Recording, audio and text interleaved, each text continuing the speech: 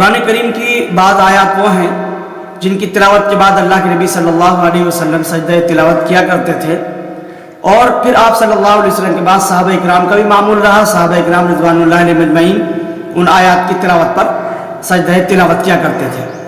حضرت ابو ہریرہ رضی اللہ عنہ سے روایت مروی وہ فرماتے ہیں کہ اللہ کے نبی صلی اللہ علیہ وسلم نے فرمایا کہ جب ابن آدم آیت سجدہ کی تلاوت کرتا ہے اور پھر اس کے بعد وہ سجدہ کر لیتا ہے تو شیطان اپنے اوپر ملامت کرتا ہے، اور شیطان یہ کہتا ہے کہ ابن آدم نے آیت سجدہ تلاوت کی اور سجدہ کر لیا، میرے لیے ہلاکت اور بربادی کہ میں نے سجدہ نہیں کیا، میرا ٹھکانہ اور میرے لیے جہنم ہے۔ تو اس روایت سے بات معلوم ہوئی کہ آیت سجدہ جب انسان تلاوت کرے قرآن کریم کے اندر تو پھر اس کو چاہیے کہ وہ سجدہ کرے۔ اسی لیے احناف کے یہاں آیت سجدہ تلاوت کرنے کے بعد یہ سجدہ کرنا واجب ہے، جبکہ شوافع، حنابلہ اور مالکیہ کے نزدیک آیت سجدہ تلاوت کرنے کے بعد سجدہ تلاوت کرنا سنت ہے۔ البتہ اس پر بڑا دھیان دیا جاتا ہے، بڑا اہتمام کیا جاتا ہے ان کے یہاں بھی کہ آیت سجدہ تلاوت کریں تو اس کے بعد سجدہ کیا جائے۔ بہرحال فقہی اعتبار سے احناف کے یہاں سجدہ تلاوت کرنا واجب ہے۔ واجب کا مطلب یہ ہوا کہ اگر آیت سجدہ ہم نے تلاوت کی اور ہم نے سجدہ نہیں کیا ہے تو پھر ہم گناہ گار ہوں گے۔ البتہ آیت سجدہ تلاوت کرنے کے بعد سجدہ کب کیا جائے اس کو سمجھ لینا چاہیے۔ اگر نماز کے اندر آیت سجدہ تلاوت کی ہے تو پھر فوراً سجدہ تلاوت کرنا واجب ہے، یعنی وہ آیت مکمل کر کے فوراً سجدہ تلاوت کریں۔ آپ نے دیکھا ہوگا نماز کے اندر جماعت میں حفاظ کرام آیت سجدہ تلاوت کرتے ہیں تو فوراً سجدہ کر لیا کرتے ہیں، اس لیے کہ فوراً پھر واجب ہو جاتا ہے، فوراً سجدہ تلاوت کر لینا چاہیے۔ اور اگر فوراً نہیں کیا ہے اور 3-4 آیتیں گزر گئے آگے تو پھر اب سجدہ تلاوت نہ کرے، بلکہ جب رکوع کریں 2-3 آیتوں کے بعد، تو 2-3 آیتوں کے بعد اگر رکوع کریں تب بھی رکوع کے اندر سجدے کی نیت کر لے گا تو وہ کافی ہو جائے گا۔ البتہ بعد میں توبہ استغفار کرے، اس لیے کہ آیت سجدہ تلاوت کرنے کے بعد اس کو فوراً کر لینا چاہیے تھا۔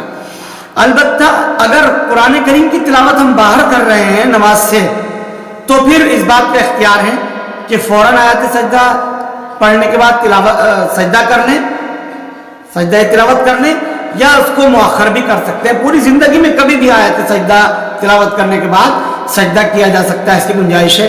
البتہ اس واجب کی ادائیگی میں کوشش اس بات کی ہونی چاہیے کہ ہم فوراً سجدہ تلاوت ادا کریں، زیادہ بہتر ہے، اس لیے کہ عام طور سے اس کو چھوڑ دیتے ہیں تو بھول چوک ہو جاتی ہے اور پھر جو ہے انسان کے ذمے بہت سے سجدے لازم آ جاتے ہیں۔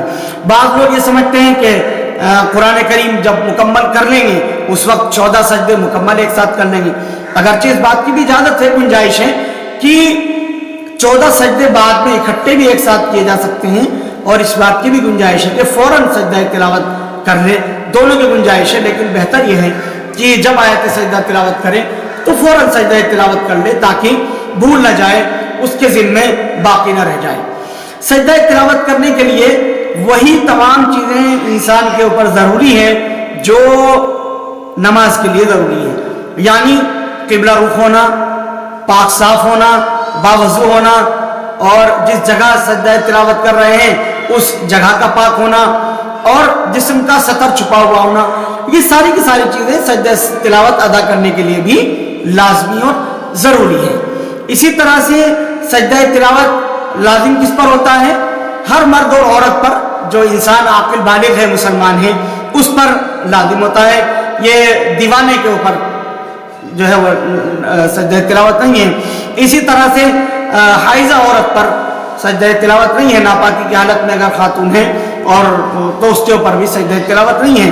سجدہ تلاوت جو ہے وہ لازم ہو جاتا ہے آیات سجدہ کی تلاوت کرنے سے یا آیات سجدہ کو سن لینے سے۔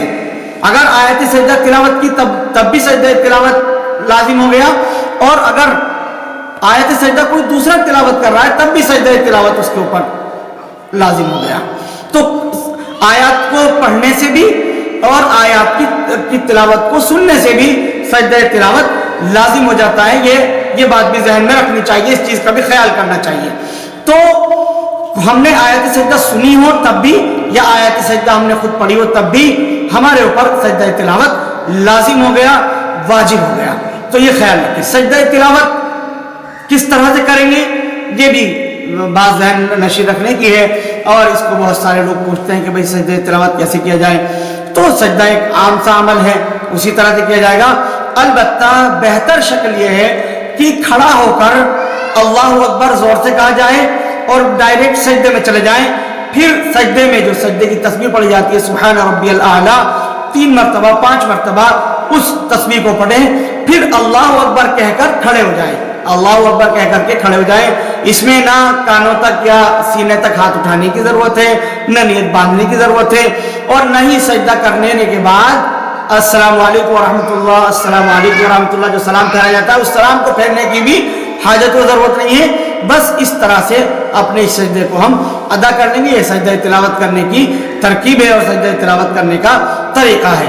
जैसा कि मैंने अर्ज़ किया कि सुनने से या आयत सजदा तिलावत करने से सजदा तिलावत वाजिब होता है, तो खुद सुने तब सजदा तिलावत होगा। किसी परिंदे को कहते हुए अगर सुन रहा है तब भी नहीं होगा, या रिकॉर्डिंग रेडियो के अंदर टेलीविज़न के अंदर कोई तिलावत आ रही थी उसको सुना तो उसको सुनने से भी सजदा तिलावत नहीं होगा, बल्कि खुद सुने तो सजदा तिलावत नाफिज होता है।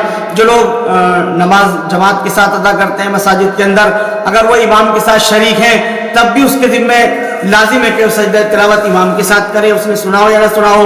और अगर वो शरीक नहीं था बल्कि बाहर था तब भी उसके ऊपर वाजिब है कि वो सजदा तिलावत अदा करे। अगर अलबत्ता अपनी नमाज अलग पढ़ रहा था और इमाम साहब अपनी नमाज अलग पढ़ा रहे थे, उन्होंने आयत सजदा तिलावत की, तो चूंकि ये खुद अपनी नमाज पढ़ रहा था तो इसके ऊपर सजदा तिलावत नहीं है। ये चंद बातें हैं सजदा तिलावत के ताल्लुक से। बहरहाल उसमें ताख़ीर नहीं करनी चाहिए। जैसे कुरान करीम की आयत सजदा हम तिलावत करें तो फ़ौरन सजदा कर लें, और अगर चाहें तो 14 सजदे इकट्ठे करके भी हम कर सकते हैं। कुरान करीम के अंदर मुकम्मल 15 सजदे हैं, उनमें हर एक आयत के ऊपर निशान ज़द किया हुआ होता है, निशान लगा हुआ होता है।